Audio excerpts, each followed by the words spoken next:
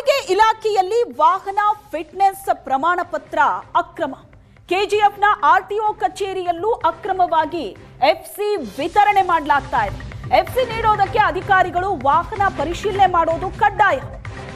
ಗಾಡಿ ಫೋಟೋ ತೆಗೆದು ಅಪ್ಲೋಡ್ ಮಾಡಬೇಕು ಅನ್ನೋ ರೂಲ್ಸ್ ಇದೆ. ಡ್ಯೂಟಿಯಲ್ಲಿ ಇಲ್ಲದ ಅಧಿಕಾರಿಯಿಂದ ಕೆಜಿಎಫ್ನಲ್ಲಿ ಎಫ್ಸಿ ವಿತರಣೆ ಆಗಿದೆ.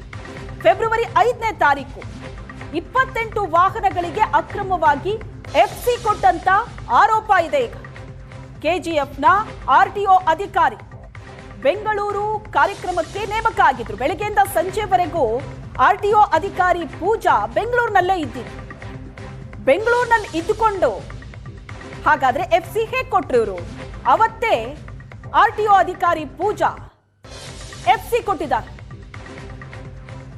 ಸಾರಿಗೆ ಇಲಾಖೆಯ ವಾಹನ ಫಿಟ್ನೆಸ್ ಅಕ್ರಮ ಆಯಿತು. ಆರ್ಟಿಒ ಕಚೇರಿಯಲ್ಲಿ ನಡೆದಂತಹ ಅಕ್ರಮ ಈಗ ಬಯಲಾಗಿದೆ. ಆರ್ಟಿಒ ಅಧಿಕಾರಿ ಪೂಜಾ ಫೆಬ್ರವರಿ 5ನೇ ತಾರೀಕು ಬೆಂಗಳೂರಿನಲ್ಲಿದ್ರು. ಇಡೀ ದಿನ ಅವತ್ತೇ ಎಫ್ಸಿ ಕೊಟ್ಟಿದ್ದಾರೆ. ಬೆಳಗ್ಗೆಯಿಂದ ಸಂಜೆ ತನಕ ಬೆಂಗಳೂರಿನಲ್ಲಿದ್ದುಕೊಂಡು ಅದೇ ದಿನ 28 ವಾಹನಗಳಿಗೆ ಎಫ್ಸಿ ಹೇಗೆ ವಿತರಣೆ ಮಾಡಿದ್ರು? ಇದು ಅಕ್ರಮ ಆರೋಪ ಕೇಳಿಬಂದಿದೆ. ಕೆಜಿಎಫ್ನ ಆರ್ಟಿಒ ಅಧಿಕಾರಿ ಬೆಂಗಳೂರಿನ ಕಾರ್ಯಕ್ರಮಕ್ಕೆ ನೇಮಕ ಆಗಿದ್ದು ಬೆಳಗ್ಗೆಯಿಂದ ಸಂಜೆ ತನಕ ಬೆಂಗಳೂರಿನಲ್ಲೇ ಇದ್ದಾರೆ. ಆದರೆ ಅದೇ ದಿನ 28 ವಾಹನಗಳಿಗೆ ಎಫ್ಸಿ ಕೊಟ್ಟಿದ್ದಾರೆ. ಗಾಡಿಯ ಫೋಟೋ ತೆಗೆದು ಅಪ್ಲೋಡ್ ಮಾಡಬೇಕು ಅನ್ನೋ ರೂಲ್ಸ್ ಇದೆ. ಡ್ಯೂಟಿಯಲ್ಲಿ ಇಲ್ಲದ ಅಧಿಕಾರಿ ಎಫ್ಸಿ ವಿತರಣೆ ಮಾಡಿದ್ದಾರೆ. ಫೋಟೋದಲ್ಲೂ ನೋಡ್ತಾ ಇದ್ರಿ. ಬೆಂಗಳೂರಿನ ಕಾರ್ಯಕ್ರಮದಲ್ಲಿ ಆರ್ಟಿಒ ಪೂಜಾ ಭಾಗಿಯಾಗಿರೋದು.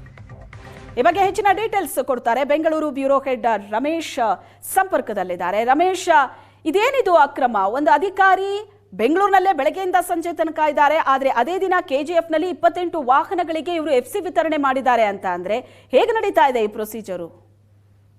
ಇಲ್ಲೇ ಸಾಕಷ್ಟು ಅನುಮಾನಗಳು ವ್ಯಕ್ತ ಆಗ್ತಿರುವಂತದ್ದು. ಇತ್ತೀಚೆಗೆ ಬೆಂಗಳೂರಿನಲ್ಲಿ ಕೋರಮಂಗಲ ಆರ್ಟಿಒದಲ್ಲಿ ಹೊರ ರಾಜ್ಯದ ವಾಹನಗಳನ್ನ ಎಫ್ಸಿ ಫಿಟ್ನೆಸ್ ಸರ್ಟಿಫಿಕೇಟ್ ಅನ್ನ ಕೊಡುವಂತದ್ದು, ಅಂದ್ರೆ ವಾಹನಗಳನ್ನ ಪರಿಶೀಲನೆ ಮಾಡದೆ ಕೊಟ್ಟಿರುವಂತಹ ಹಗರಣ ಬೆಳಕಿಗೆ ಬರುತ್ತೆ. ಆ ಸಂದರ್ಭದಲ್ಲಿ ಇಲಾಖೆ ಕೂಡ ಒಂದಷ್ಟು ಸ್ಟ್ರಿಕ್ಟ್ ನಿಯಮಗಳನ್ನ ಮಾಡಿರುವಂತದ್ದು. ಅಂದ್ರೆ ಯಾವುದೇ ಅಧಿಕಾರಿ ಫಿಟ್ನೆಸ್ ಸರ್ಟಿಫಿಕೇಟ್ ಅನ್ನು ಕೊಡುವಂತ ಸಂದರ್ಭದಲ್ಲಿ ಖುದ್ದು ಪರಿಶೀಲನೆಯನ್ನ ಮಾಡಬೇಕು ಅನ್ನುವಂತ ನಿಯಮ ಇದೆ. ಆದ್ರೂ ಕೂಡ ಇದೇ ಫೆಬ್ರವರಿ 5ನೇ ತಾರೀಕು ಕೆಜಿಎಫ್ ಆರ್ಟಿಒದಲ್ಲಿ ಒಂದು 28 ವಾಹನಗಳಿಗೆ ಫಿಟ್ನೆಸ್ ಸರ್ಟಿಫಿಕೇಟ್ ನ ಕೊಡಲಾಗುತ್ತೆ. ಆ ಒಂದು ಕೊಟ್ಟಂತ ಅಧಿಕಾರಿ ಪೂಜಾ ಅನ್ನುವಂತವ್ರು, ಅಂದ್ರೆ ಅವರು ಅವತ್ತು ಬೆಂಗಳೂರಿನಲ್ಲಿ ಪ್ಯಾಲೇಸ್ ಗ್ರೌಂಡ್ ಅಲ್ಲಿ ನಡೆದಂತ ರಸ್ತೆ ಸುರಕ್ಷತಾ ಕಾರ್ಯಕ್ರಮದಲ್ಲಿ ಬೆಳಗ್ಗೆಯಿಂದ ಸಂಜೆವರೆಗೂ ಕೂಡ ಇದ್ದಾರೆ.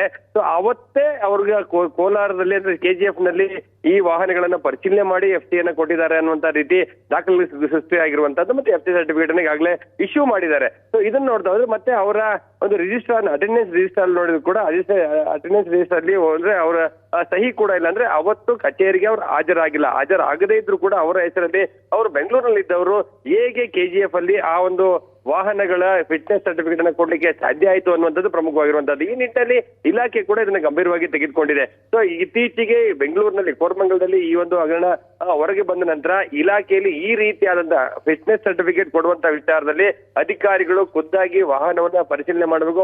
ಅವು ಫಿಟ್ನೆಸ್ ಇದ್ರೆ ಮಾತ್ರ ಸರ್ಟಿಫಿಕೇಟ್ ಅನ್ನು ಕೊಡಬೇಕು ಅನ್ನುವಂತ ನಿಯಮಗಳಿರುವಂತಹ ಸಂದರ್ಭದಲ್ಲಿ ಈ ರೀತಿ ಏನೋ ವಾಹನಗಳನ್ನ ಪರಿಶೀಲನೆ ಮಾಡದೆ ಎಲ್ಲೋ ಇದ್ದುಕೊಂಡು ಅವತ್ತು ಕೆಲಸಕ್ಕೆ ಬರದೆ ಇರುವಂತವ್ರು, ಮತ್ತೆ ಇವರಿಗೆ ಭುಜಾ ಅವರಿಗೆ ಅವತ್ತು ಅವರಿಗಿದ್ದಂತ ಡ್ಯೂಟಿ ಫಿಟ್ನೆಸ್ ಸರ್ಟಿಫಿಕೇಟ್ ಕೊಡುವಂತ ಡ್ಯೂಟಿ ಅಲ್ಲ. ಅವರು ರಸ್ತೆಯಲ್ಲಿ ಅಂದ್ರೆ ಹೆದ್ದಾರಿಯಲ್ಲಿ ವಾಹನಗಳನ್ನ ಪರಿಶೀಲನೆ ಮಾಡುವಂತ ಡ್ಯೂಟಿ ಅವ್ರಿಗಿತ್ತು ಆ ದಿನಗಳಲ್ಲಿ. ಅದಾದ್ರೂ ಕೂಡ ಅವರು ಹೇಗೆ ಫಿಟ್ನೆಸ್ ಸರ್ಟಿಫಿಕೇಟ್ ನ ಕೊಟ್ಟರು ಅನ್ನುವಂಥದ್ದು ಇರುವಂತದ್ದು. ಹಾಗಾಗಿ ಇಲಾಖೆ ಈ ವಿಚಾರನ ಗಂಭೀರವಾಗಿ ತೆಗೆದುಕೊಂಡಿದೆ. ಇದನ್ನ ಈ ಬಗ್ಗೆ ಪರಿಶೀಲನೆ ಮಾಡಲಾಗ್ತಿರುವಂತದ್ದು. ಸೊ ಈ ನಿಟ್ಟಿನ ನೋಡ್ತಾ ಹೋದ್ರೆ ಈ ರೀತಿ ಅಂದ್ರೆ ಎಲ್ಲೊಂದ್ ಕಡೆ ವಾಹನಗಳ ಪರಿಶೀಲನೆ ಮಾಡದೆ ಫಿಟ್ನೆಸ್ ಸರ್ಟಿಫಿಕೇಟ್ ಕೊಡುವಂತ ಒಂದು ಪ್ರಕ್ರಿಯೆಗಳೇನಿದೆ ಅದು ನಿಲ್ಲಬೇಕು ಅನ್ನುವಂತ ಆಗ್ರಹ ಇಲ್ಲೊಂದ್ ಕಡೆ ಇಲಾಖೆಯ ಮೂಲದಿಂದನೇ ಕೇಳಿ ಬರ್ತಾ ಇರುವಂತಹದ್ದು.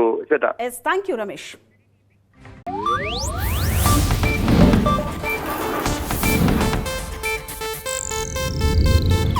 ಇದು ಏಷ್ಯಾನೆಟ್ ನ್ಯೂಸ್ ನೆಟ್ವರ್ಕ್ ಪ್ರಸ್ತುತಿ.